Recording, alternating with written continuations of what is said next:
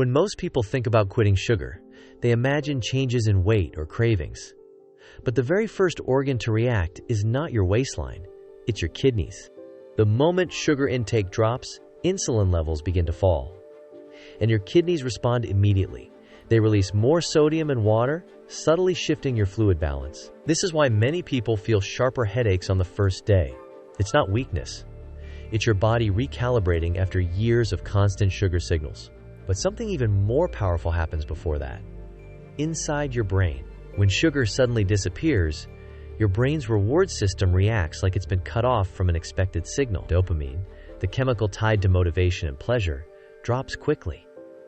Your pleasure center becomes unusually quiet, almost as if someone dimmed the lights. Researchers have shown that frequent sugar intake dulls dopamine receptors over time. That's why sweetness feels less satisfying and cravings grow stronger. When sugar is removed, those receptors begin waking up again. But that awakening feels uncomfortable. This is why the first few days feel emotionally intense. You may feel restless, irritable, or strangely low, even if you're not physically hungry. Your stomach is calm, but your brain is searching for the reward it once received effortlessly. This is known as hedonic hunger. Craving driven by habit and emotion, not real nutritional need. Here's the surprising truth. The stronger those early cravings feel, the more actively your brain is resetting itself. The discomfort is not failure. It's neural circuits recalibrating after years of overstimulation. Brain imaging studies show that repeated sugar spikes actually shrink dopamine sensitivity over time. When sugar is removed, those pathways begin repairing themselves. That repair feels chaotic because your brain is relearning how to experience pleasure without artificial spikes. So the emotional turbulence of the first 3 days isn't about starvation. It's about rewiring. You are not deprived. You are detoxing from a stimulus your brain mistakenly labeled as essential. Even if you can't feel it yet, each wave of craving is evidence that balance is already returning. Around day 4, something quieter begins to happen. Your cravings soften slightly, but your kidneys take center stage. For years, high insulin forced your kidneys to retain sodium and water.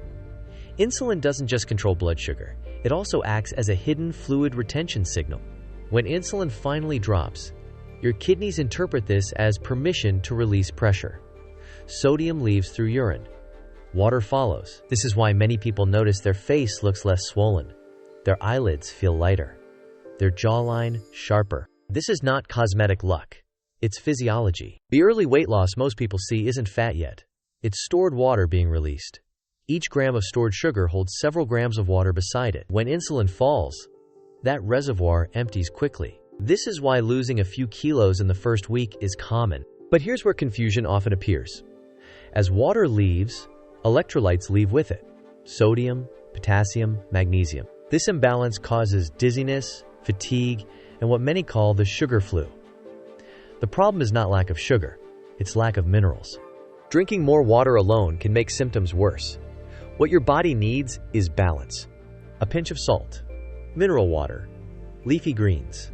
Once electrolytes stabilize, your kidneys begin working more smoothly and efficiently than before. Your abdomen feels lighter. Your circulation improves. Your body finally stops compensating. Around day 7, a deeper shift begins. Not visible at first, but powerful. Your body starts changing its primary fuel source. For decades, glucose was your default energy. Fast, easy, and constantly available. Now, with stored sugar depleted, your liver steps in. It begins producing glucose through a controlled process designed to protect vital tissues. At the same time, enzymes that break down fat become more active. This transition feels uncomfortable. Energy dips. Brain fog appears.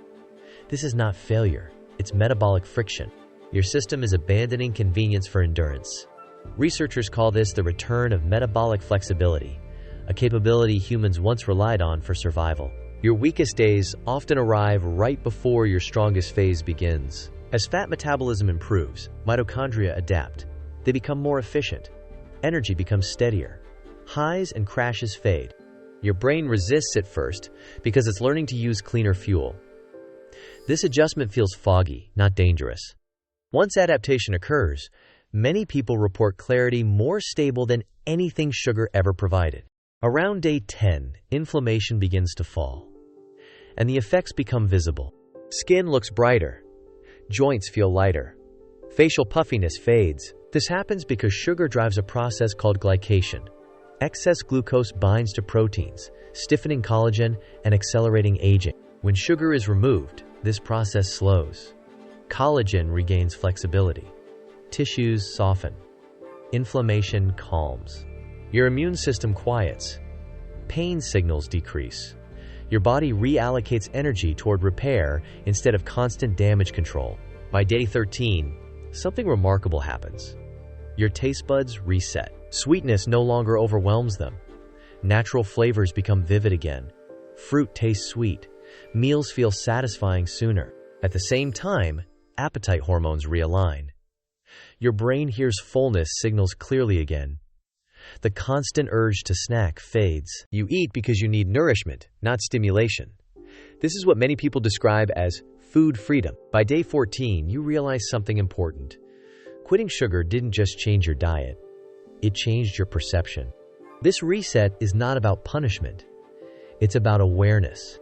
For some, cravings disappear so completely that returning to old habits feels unnatural. For others, moderation becomes easier and more intuitive. This path is personal. Not everyone needs lifelong elimination to benefit. The real lesson is balance, clarity, listening to your body without fear. Your body is wiser than you think, more adaptable than you realize. And when given the space to heal, it knows exactly what to do.